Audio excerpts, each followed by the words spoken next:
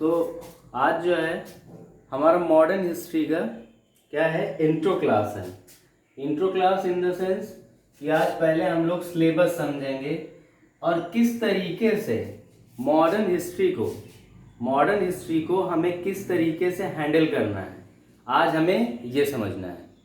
Okay, modern history को तो सबसे पहली चीज तो हम प्री और मेंस में सिलेबस में क्या लिखा है उसको हम लोग समझेंगे। तो प्रीलिम्स का जब आप चीज देखेंगे, जो आप सिलेबस देखेंगे प्रीलिम्स में, तो प्रीलिम्स में लिखा हुआ है भारत का इतिहास। क्या लिखा है? भारत का इतिहास और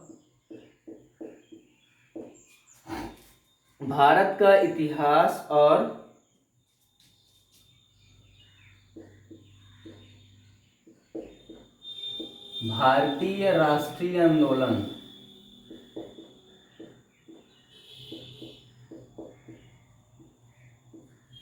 ये है आपका क्या? ये है आपका प्रीलिम्स के सिलेबस की लाइन। इतनी सारी चीजें एक शब्द एक सेंटेंस में लिख दिया गया है और इसके बाद क्या हो गया, ये खत्म। मतलब ये आपका प्रीलिम्स का सिलेबस है। अब आप अपने आप को जहां पे भी रखिए तो इसमें आपको क्या है, बेसिकली भारत का इतिहास जिसे आप 3 भागों में बांटेंगे। 3 भागों में मतलब प्राचीन, मध्यकालीन और आधुनिक भारत। एंशियंट, मिडवल और मॉडर्न में आप इसको क्या करेंगे, इसको विभाजित करेंगे। और उसके बाद भारतीय राष्ट्रीय आंदोलन, जिसे आप क्या समझ सकते हैं, जिसे आप समझेंगे 1857 की क्रांति के बाद, 1857 की क्रांति के बाद जो प्रॉपर इंडियन फ्रीडम को लेके जो स्ट्रगल किया, जो फ्रीडम स्ट्रगलर्स ने, वो आपको किसमें पढ़ना है? भारतीय राष्ट्रीय आंदोलन में। 1857 में पहला स्ट्रगल हुआ, ठीक है। रिकॉर्डेड जो स्ट्रगल है कब का है? 1857 में। तो आप ये देखिए भारत का इतिहास और फिर भारतीय राष्ट्रीय आंदोलन, ये प्रीलिम्स का आपको देखने को मिला। अब थोड़ा सा मेंस में देखिए क्या लिखा हुआ है। मेंस में क्या लिखा हुआ है? मेंस में भी एग्जैक्टली सेम चीज लिखी हुई है, भारत का इतिहास और राष्ट्रीय आंदोलन। यही चीज मेंस में भी लिखी हुई है, लेकिन सिर्फ हमें यही नहीं पढ़ना है, सिर्फ इस लाइन पर नहीं जाना है, क्योंकि भारत का इतिहास और भारतीय राष्ट्रीय आंदोलन ये बहुत ही कंसाइज सेंटेंस है मॉडर्न को और हिस्ट्री को, इंडियन हिस्ट्री को समझने के लिए। ओके, तो एक्चुअल में हमें क्या क्या पढ़ना है सबसे पहले हम लोग देखेंगे। और हमें देखना किसके हिसाब से है? भारत के आधुनिक इतिहास, भारत का आधुनिक इतिहास।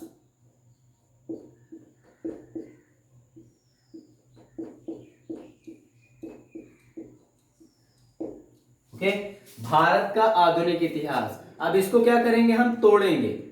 किस तरीके से? इसको इस तरीके से तोड़ेंगे कि हमें पहले समझ में आए कि एक्चुअल में हमें क्या पढ़ना है, क्योंकि सिलेबस में तो आपके लिख दिया गया भारतीय राष्ट्रीय आंदोलन, ओके, भारत का इतिहास। इससे आपको क्या समझ में आता है? इससे ये समझ में आता है कि इसके अंदर जब आप घुसेंगे, यानी कि बिटवीन द लाइंस जब आप देखेंगे, तो इस सिलेबस आपका बहुत ही ब्रॉड हो जाएगा। तो हमें भारत के आधुनिक इतिहास में क्या क्या पढ़ना है पहले वो समझिए, एकदम बढ़िया से इजी वे में समझना है। तो सबसे पहले हमें क्या समझना है? भारत के आधुनिक इतिहास का स्रोत हमें पढ़ना है कि भारत के आधुनिक इतिहास को जानने के लिए किन किन स्रोतों की आवश्यकता होती है।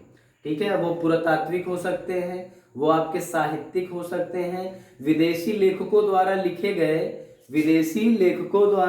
गए जो जितने भी सोर्सेज हैं, बुक्स हैं, नॉवेल्स हैं, मैगजीन है, लेटर्स है, लिटरेचर है, इनके माध्यम से आप सबसे पहले क्या करेंगे? आप होलसेल जानकारी इकट्ठा करेंगे। किसके बारे में? भारत के आधुनिक इतिहास के बारे में, क्योंकि हम फोकस किस पे कर रहे हैं? भारत के आधुनिक इतिहास पर। और फिर आप जब स्रोत पढ़ लेंगे तो स्रोत के बाद सबसे पहली चीज पढ़ेंगे भारत में विदेशों का या विदेशियों का आगमन। भारत में विदेशियों का आगमन।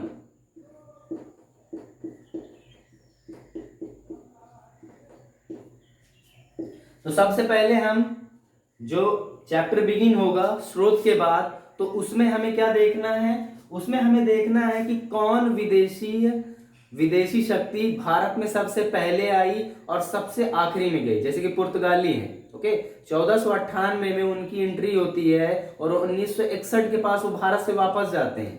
लेकिन क्या रीजन था उनके आने का, किस तरीके से जो है वर्ड जो कि पूरा बिखरा हुआ था, अब वो क्या है ग्लोबल यूनियन में जो है कन्वर्ट होते जा रहा है और औपनिवेशिक शक्तियों का इस तरीके से विस्तार हो रहा है कि अब कोई देश एक दूसरे से अछूता नहीं रह गया। और विदेशी शक्तियों में पुर्तगाली आए, फिर अंग्रेज आए, ठीक है, डच आए, डैनिश आए और फ्रेंच आए। तो ये सारी शक्तियां किस तरीके से आएंगी, भारत में किस तरीके से कब्जा करेंगी, इनके जितने भी प्रमुख जो लोग हैं, जैसे गवर्नर जनरल है, वाइस रॉय हैं, या जो मर्चेंटाइज कंपनीज रही हैं, ईस्ट इंडिया कंपनी और इसी से रिलेटेड जो भी कंपनीज रही हैं, उन्होंने किस तरीके से भारत में एंट्री ली, भारत के वातावरण को समझा और उन्हें कहीं ना कहीं बड़ी अपॉर्चुनिटीज दिखी, बड़े अवसर दिखे, ताकि वो क्या कर सकें, ताकि वो भारत को अपना हब बना सकें, ओके, हब बना सकें और यहां से ज्यादा कच्चा माल ले जाके वो उसका 10 गुना 100 गुना ज्यादा प्रॉफिट कमा सके। तो फिर उसके बाद हमारा क्या आ जाएगा कि फाइनली जब भारत में विदेशियों का आगमन हो जाता है और फाइनली एक सुप्रीम पावर निकलती है उसमें से। सुप्रीम पावर का मतलब यह है कि जितनी भी विदेशी शक्तियां आई, वो डच रही हो, पुर्तगाली रही हो, पोर्चुगीज जिन्हें कहा जाता है, डैनिश रही हो या फ्रेंच रही हो, सबको हरा के फाइनली एक इनमें से क्या होता है जो कि इन सब में सुप्रीम निकल जाता है और वो कौन है, वो है ब्रिटिशर्स। ब्रिटिशर्स जो थे जो ब्रिट्स हैं या ब्रिटेन के रहने वाले हैं, जिन्हें हम द इंग्लिश भी कहेंगे, तो वो लोग क्या करेंगे, टॉप पे आ जाते हैं। अब उसके बाद हमारा चैप्टर में ये आएगा कि ब्रिटिश वालों ने भारत में किस तरीके से अपना एक्सपेंशन किया, ब्रिटिशर्स ने अपना भारत में किस तरीके से एक्सपेंशन किया। लेकिन अब जो ब्रिटिश पॉलिसी का जो शुरुआती एक्सपेंशन था वो पूरी तरीके से व्यापारिक था। क्या था, व्यापारिक था। और व्यापारिक में जो अल्टीमेट जो ऑब्जेक्टिव होता है, जो फाइनली उद्देश्य होता है, वो क्या होता है, ज्यादा से ज्यादा फायदा कमाना। और इसी चीज को, इसी सारी जो एक इन्वायरमेंट जो क्रिएट होता जा रहा था, लोगों के अंदर रोष आता जा रहा था, वो किस तरीके से फूटा, और वो फूटा 1857 की क्रांति, 1857 की क्रांति के तौर पे। उससे पहले छुटमुट क्रांति होती रही है, छुटमुट क्रांति आपको देखने को मिलेंगी, क्योंकि भारत इतना डाइवर्स है, भारत इतना डाइवर्स है, विविधतापूर्ण है। यहाँ के जो भी हर खित्ते में, हर क्षेत्र में आप जाओगे, लोगों का कल्चर, उनकी संस्कृति, सब कुछ क्या होती थी, धीमे धीमे बदलती चली जा रही थी। और यही सारी चीजें क्या थी, एक क्रांति का रूप लेती है। और 1857 में ऑल इंडिया लेवल पर क्या होता है, क्रांति होती है और उस पर कई सारी किताबें लिखी जाती हैं। वीडी सावरकर किताब लिखते हैं, मजूमदार किताब लिखते हैं, एसएन सेन किताब लिखते हैं उस पर, और सर सैयद अहमद खान, ये चार जो है प्रोमिनेंट हिस्टोरियन कह सकते हैं, राइटर्स कह सकते हैं, फ्रीडम स्ट्रगलर भी कह सकते हैं, जिन्होंने 1857 की एग्जिस्टेंस पर, कि वो हुआ था और किस तरीके से उसका मामला पैन इंडिया था, यानी कि पूरी तरीके से इंडिया में फैला हुआ था, ये देखने को मिलेगा। तो ये 1857 की क्रांति भी हम पढ़ेंगे। और फिर उसके बाद जो हम पढ़ेंगे इकोनॉमिक पॉलिसीज ऑफ ब्रिटिशर्स। तो ठीक है, 1857 की क्रांति होने और फिर अंग्रेजों ने यहां पर से क्या कर लिया, टर्न ले लिया और उन्होंने क्या किया, ईस्ट इंडिया कंपनी का काम खत्म कर दिया। और ईस्ट इंडिया कंपनी का काम खत्म करने के बाद 1858 से 1858 से लॉर्ड कैनिंग की अगुवाई में इंडिया को पहला वॉइसरॉय मिलता है। 1858 में जो घोषणा पत्र होता है उसे इलाहाबाद में पढ़ा जाता है और वहां पे ये बोला जाता है कि आज से ईस्ट इंडिया कंपनी और जो भी पुराने जो ट्रेडिशनल तरीके रहे हैं देश को चलाने का उसको काम खत्म किया जाता है और भारत को बेसिकली किसके मातहत कर दिया जाएगा, ब्रिटिश जो क्वीन है उस टाइम महारानी विक्टोरिया थी उनके मातहत कर दिया जाता है। तो अब भारत जो है 1857 से पहले जैसा था अब वो वैसा नहीं रहा। अब इंडिया की सुप्रीम पावर मुगल्स के जो टूटे फूटे जो बादशाह बचे हुए थे, बहादुर शाह जफर जो सेकंड थे, वो उनका काम खत्म कर दिया गया। फिर अब क्या होगा, इकोनॉमिक पॉलिसीज जो हैं, इकोनॉमिक पॉलिसीज जो थी, आर्थिक नीतियों पे जो है काम शुरू होता है बड़े स्तर पे। अब भारत में जो वर्तमान जो प्रशासनिक प्रणाली है उसकी शुरुआत होती है 1861 के कानून के माध्यम से। कि भारत में यूनिवर्सिटीज बनती हैं, सुप्रीम कोर्ट्स बनते हैं, एक इंफ्रास्ट्रक्चर तैयार किया जाता है ताकि जो यूरोपियन कंट्री हैं उनके साथ कंपीट कर सके भारत। तो इस तरीके की चीजें भी देखने को मिलेंगी। फिर इन आर्थिक नीतियों का क्रिटिसाइज भी शुरू होगा, किस तरीके से। फिर जो है इस पे दादा भाई नौरोजी जैसे लोग जो है, जो प्रोमिनेंट लीडर्स हैं, वो लोग इस पे क्या करेंगे, बहुत सारी थ्योरीज जैसे ड्रेन थ्योरीज वगैरह देंगे कि किस तरीके से यहाँ का कच्चा माल उठा के इंग्लैंड में उसको प्रोसेस किया जाता है, ब्रिटेन में उसको प्रोसेस किया जाता है और भारत में लाके वापस बेचा जाता है। और फिर भारत के लोग क्या होते हैं, एक जो रिसाइकिल ऑफ पॉवर्टी है, जो गरीबी का जो कुचक्र है, उसमें किस तरीके से फंसते जाते हैं। उसके बाद हम लोग जो पढ़ेंगे इंपैक्ट ऑफ ब्रिटिश एडमिनिस्ट्रेशन, जो अंग्रेजों की जो प्रशासन है, अंग्रेजों की जो प्रशासन प्रणाली है उसका क्या प्रभाव पड़ता है।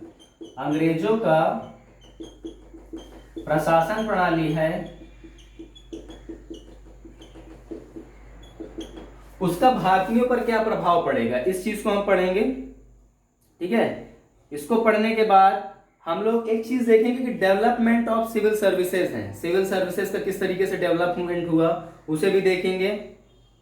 शिक्षा में किस तरीके से चेंजेस आए शिक्षा में, क्योंकि अंग्रेजों के साथ एक समस्या हो रही थी। अंग्रेजों के साथ समस्या क्या हो रही थी कि उन्हें जो है ब्रिटेन से अपने लोगों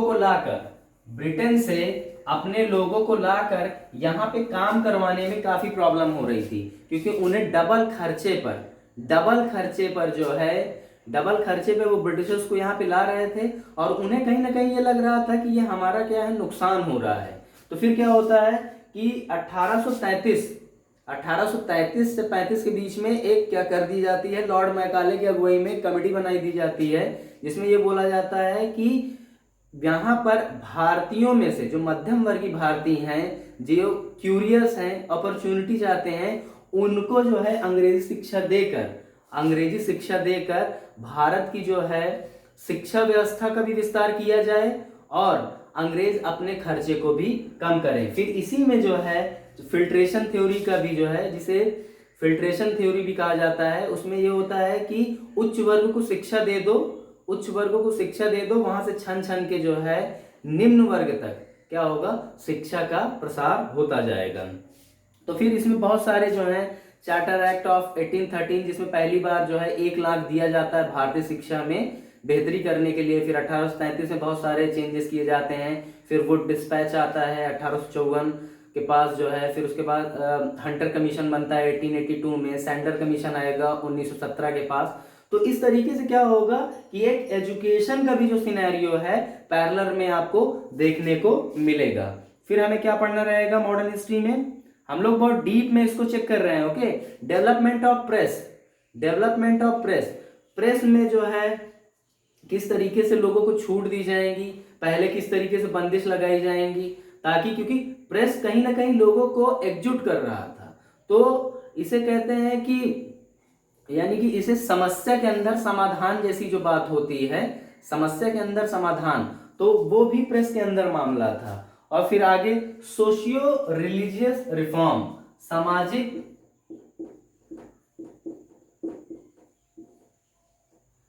सामाजिक धार्मिक सुधार। राजा राम मोहन राय जो कि इंडिया के क्या माने जाते हैं, पुनर्जागरण के अग्रदूत, पैगंबर, ठीक है, ये सब उनको कहा जाता है। और यहां से बेसिकली ये शुरू होता है।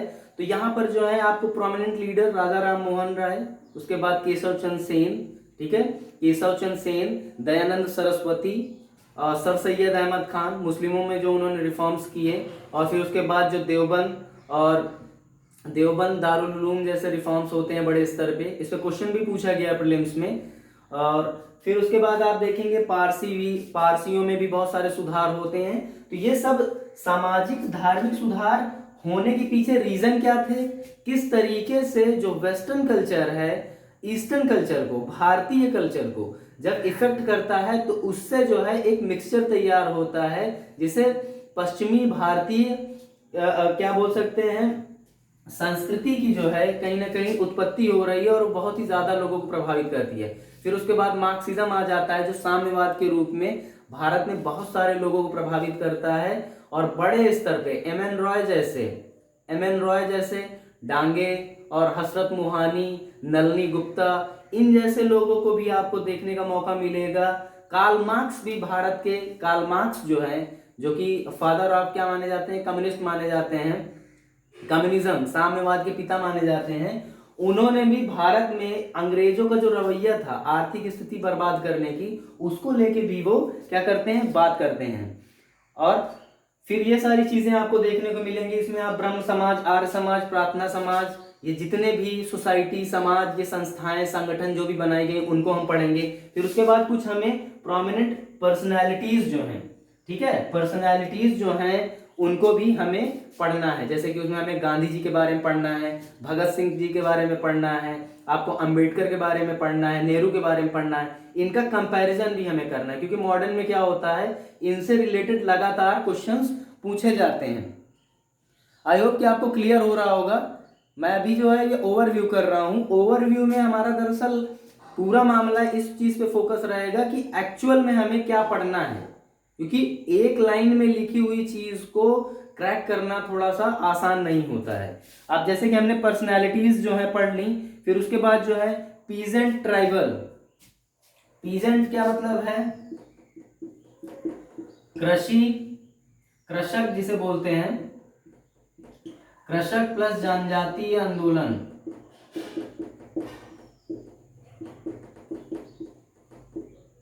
उस टाइम जो है आप देखेंगे तो 2 या 3 प्रमुख शहर थे, कलकत्ता था, बॉम्बे था, मद्रास था, लेकिन उसके अलावा भी भारत कहीं बसता था। और असली भारत जो है भारत के कृषकों में, किसानों में और जनजाति में जो है बसता था। तभी आपको जो है सन्यासी आंदोलन देखने को मिलेगा, कोल, भील, कुकी, ये सब आंदोलन देखने को मिलेंगे आपको, नील आंदोलन देखने को मिलेगा, ठीक है, सन्यासी आंदोलन देखने को मिलेगा आपको, संथाल आंदोलन देखने को मिलेगा, रामोसी आंदोलन दिखेगा आपको, बसवंत फड़के महाराष्ट्र में आपको ये सब देखने को मिलेगा।